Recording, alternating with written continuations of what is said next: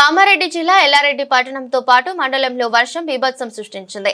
ఎడతెరిపి లేకుండా కురిసిన భారీ వర్షానికి వాగులు వంకలు పొంగి పొందడంతో రోడ్లు తెగిపోయి రాకపోకలు నిలిచిపోయాయి. ఎల్లారెడ్డి పట్టణ శివారులోని వడ్డర కాలనీ వద్ద ఎల్లారెడ్డి కామారెడ్డి ప్రధాన రహదారిపై వర్షం వరద దాటికి పొంగి పొరలడంతో అధికారులు రాకపోకలు నిలిపివేశారు.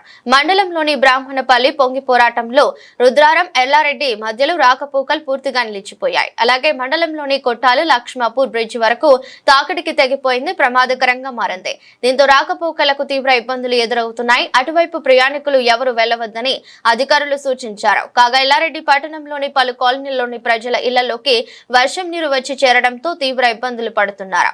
ప్రధాన రహదారులన్నీ జలమయమయ్యాయి. రాత్రి నుంచి నిలిచిపోయిన విద్యుత్ సరఫరా, ఎల్లారెడ్డిలో ఉరుములు మెరుపులతో కురుస్తున్న భారీ వర్షానికి మంగళవారం అర్ధరాత్రి నుంచి విద్యుత్ సరఫరా నిలిచిపోయింది. వినాయక చవితి పండుగ కావడంతో ప్రజలు తీవ్ర ఇబ్బందులు పడుతున్నారు.